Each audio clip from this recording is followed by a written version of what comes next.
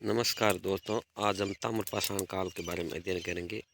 ताम्रपाषाण काल RPSC, UPSC, PGT, TGT, KVS, Navodaya Vidyalaya इत्यादि परीक्षा में नवपाषाण काल के संबंधित प्रश्न आते हैं। और विशेष रूप से ये आरपीएससी फर्स्ट ग्रेड और कॉलेज लेक्चरार में ताम्रपाषाण काल सिलेबस में टॉपिक दिए गए हैं। तो आज ताम्रपाषाण काल को डिटेल से पढ़ेंगे। ताम्रपाषाण काल या चालकोथिक एज। ताम्रपाषाण काल में परिचय में परिभाषा में जैसे इतिहास का वह कालखंड जिसमें हमें पाषाणों के साथ साथ ताम्र धातु के उपकरण प्राप्त हुए, इसे ताम्रपाषाण काल नाम दिया। यानी पाषाण यानी पत्थर के जो औजार मिले उसके साथ साथ तांबे के भी उपकरण व औजार प्राप्त हुए।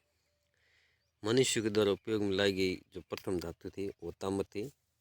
और इस काल का आरंभ नवपाषाण काल के ठीक बाद हुआ और हड़प्पा काल से ठीक पूर्व। यानी हमने जो पिछले लेक्चर में पढ़ा, जैसे पाषाण काल के भी तीन भाग, जैसे निम्न पूरा पाषाण, उच्च मध्य पूरा पाषाण काल और उच्च पूरा पाषाण काल, फिर मध्य पाषाण काल, नवपाषाण काल और उसके बाद में ताम्रपाषाण काल। ताम्रपाषाण काल है जो नवपाषाण काल के ठीक बाद में और हड़प्पा काल से पहले है। और इस काल की संस्कृतियाँ हड़प्पा के पूर्व यानी पाक हड़प्पा तथा हड़प्पा के समकालीन और हड़प्पा के बाद उत्तर हड़प्पा तक अस्तित्व में रही। यानी 4000 से 1500 BC।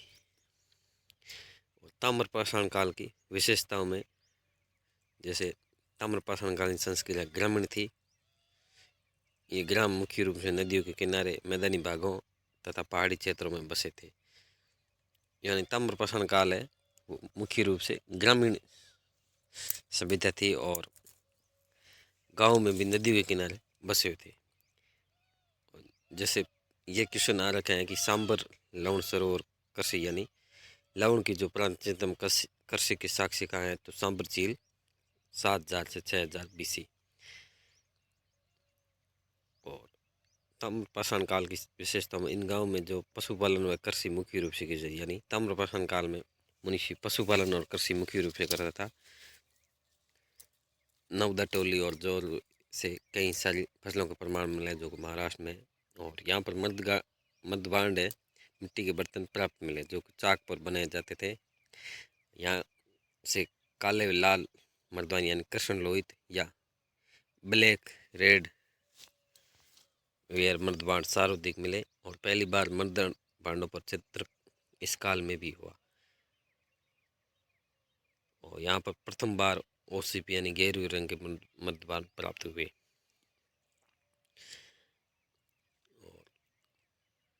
ताम्रपाषाण काल के लोग भवन निर्माण कला से परिचित थे। जोरे से कई घर मिले। इनाम गांव महाराष्ट्र से 5 कमरों वाला घर प्राप्त हुआ। दुर्ग निर्माण कला से परिचित थे, जिसमें एरन कायथा और इनाम गांव जो दुर्ग के प्रमाण प्राप्त हुए। और उद्योग व्यवसाय से परिचित, यानी इमाम गांव व नेवासा से रेशम, कार्नेलियम और कायथा से समाधान प्रणाली में भिन्नता यानी भिन्न भिन्न सामाजिक भेदभाव का प्रमाण या ऐसा मान्यता का अनुमान हो सकता है। पश्चिमी भारत में पूर्ण समाधान, पूर्व भारत में आंशिक समाधान, चंदौली और नवासा से 10 बच्चों के एक साथ सभी प्राप्त हुए हैं। और महाराष्ट्र में सिर उत्तर की तरफ और पैर दक्षिण की तरफ रखे जाते हैं, जो कि वर्तमान में भी ऐसा होता है। सुदूर दक्षिण यानी सिर पूर्व की ओर, पैर पश्चिम की ओर। यानी जो मृतक था उसका सिर तो पूर्व की ओर रखते थे और पैर पश्चिम की ओर रखते थे। और नवपाषाण काल में के बाद जो ताम्रपाषाण काल है उसमें धार्मिक आस्थाएं बढ़ गई थी। इनाम गांव से मातृ देव की मूर्ति प्राप्त हुई। और कायथा, एरन, उज्जैन से मालवा और बालासर से सांड वर्षभ मिला है। ताम्र भंडार मिले हैं। कानपुर के निकट बिठूर में प्राप्त हुए 1802 में। गुगेरी MP से सर्वाधिक ताम्र उपकरण भंडार 424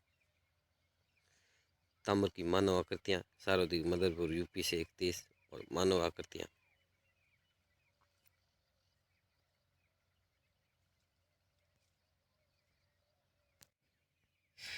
ताम्र पाषाण काल का प्रसार।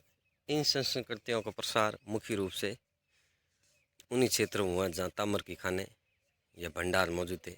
इस प्रकार राजस्थान के उत्तर दक्षिण पूर्व, मालवा, महाराष्ट्र में इन संस्कृतियों का प्रसार मुख्य रूप से हुआ।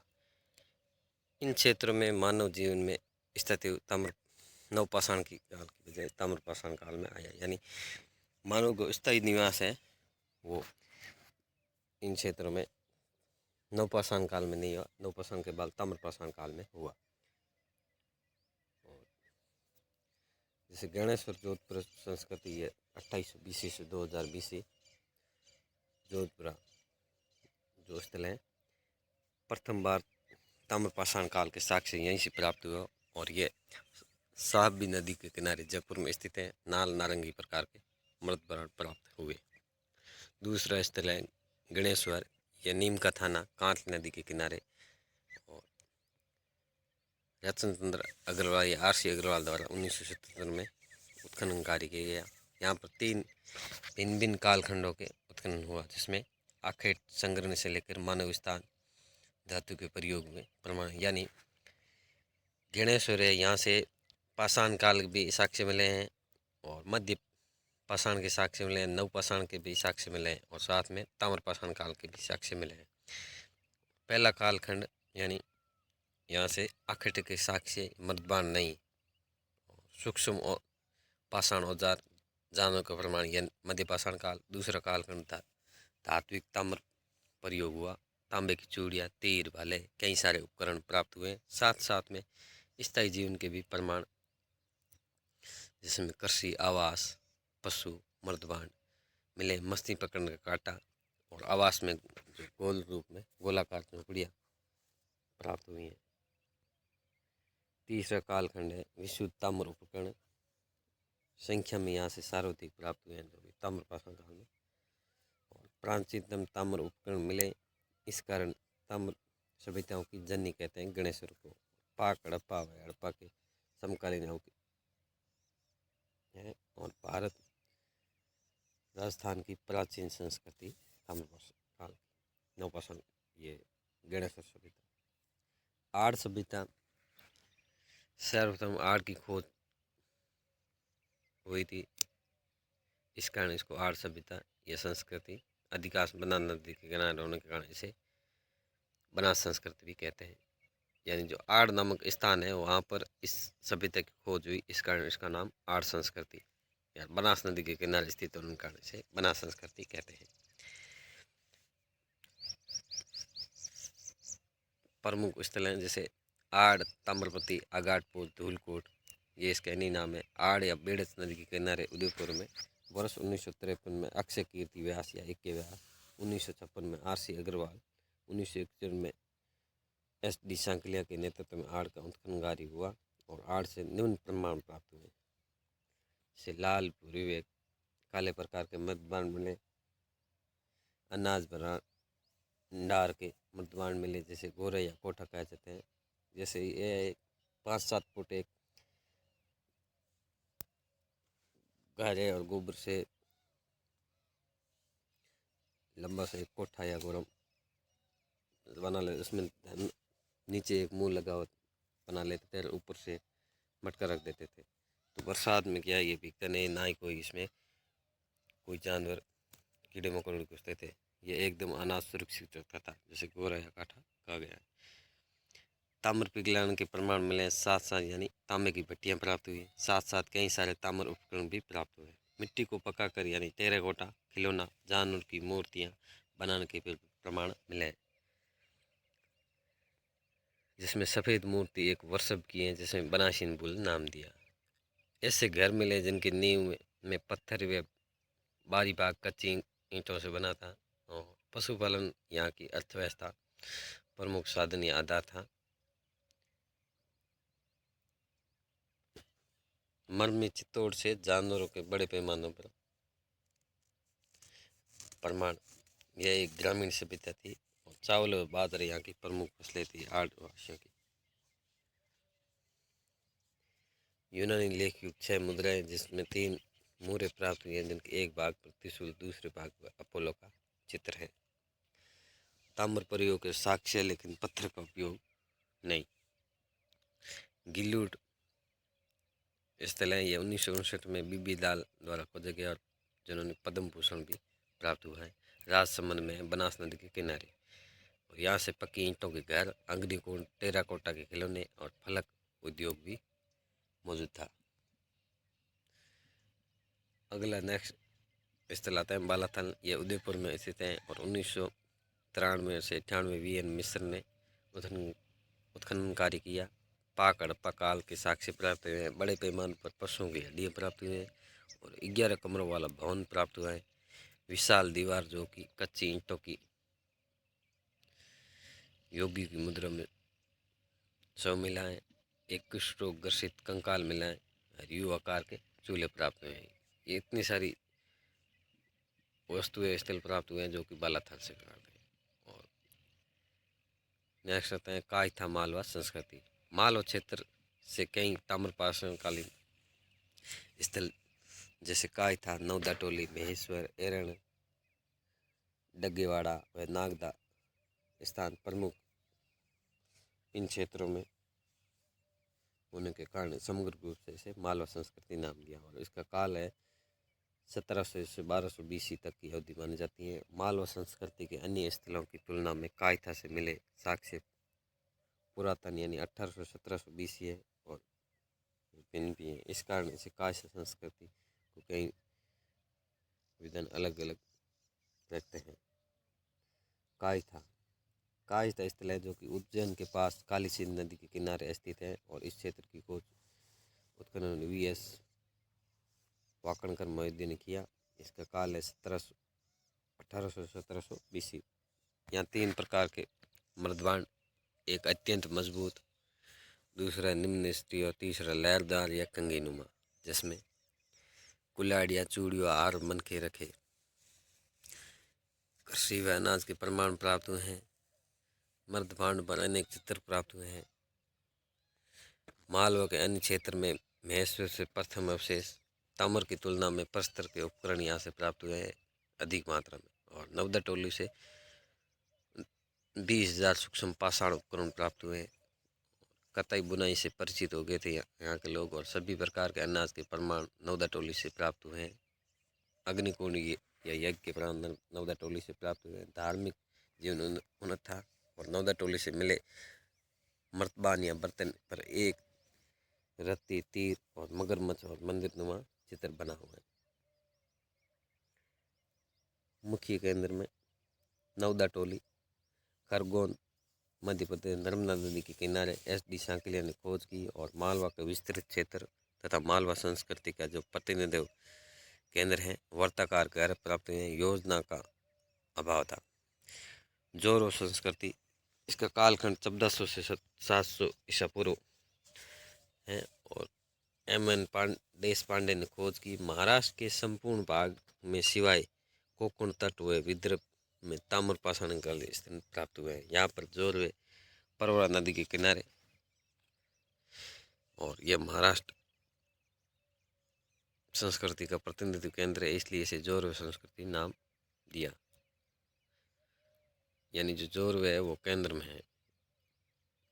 जोरवे, नेवास, चंदौली, देमाबाद, इमामगांव, सोनगांव, थिरूर, प्रकाश इत्यादि। देमाबाद ये परवरा नदी के किनारे स्थित हैं और इस क्षेत्र की खोज 1976-79 में गोदावरी की सहायक नदी के मध्य स्थित है और S.L.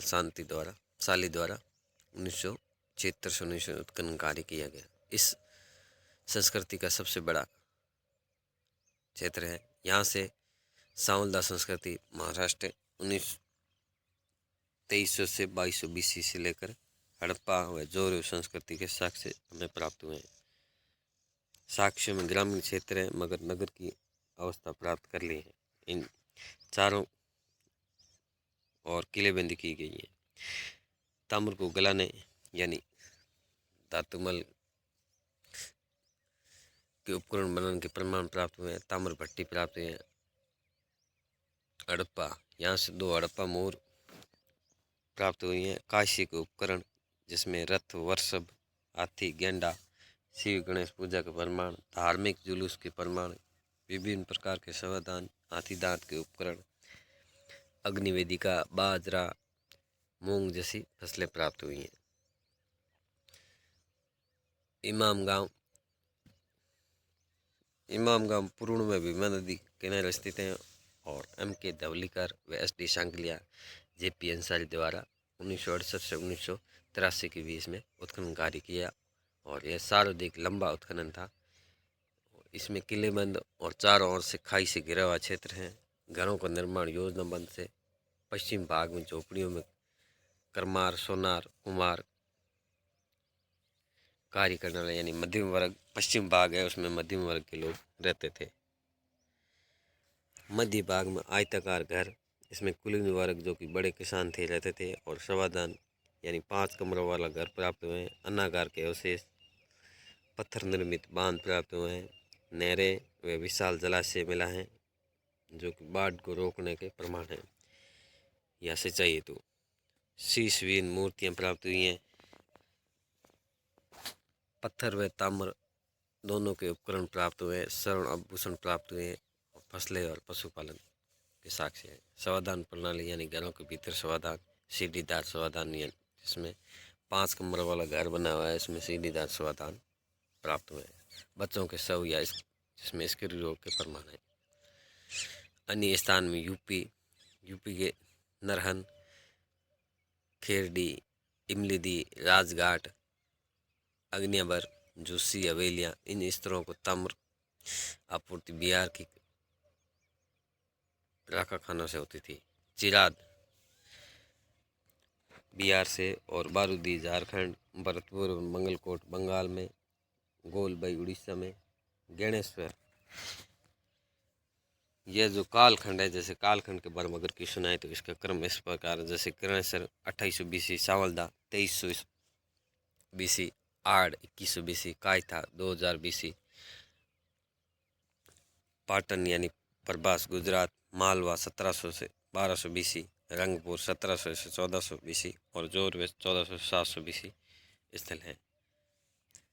वर्ताकार है गर्भगृह आड़ से, लेकिन आर पेशन जो इनाम गांव गया किशन पुराण पे प्रमाण से आ रखा है कि वर्ताकार गर्भगृह कहाँ के प्रमाण प्राप्त या किस स्थल से प्राप्त हुए हैं। तो इसमें उत्तर तो आड़ है, लेकिन RPC ने इमाम गांव माना है। और इसी के साथ ही आज इतना ही। नेक्स्ट हम पढ़ेंगे मध्य महापाषाण काल या मेगालिथिक एज, जो कि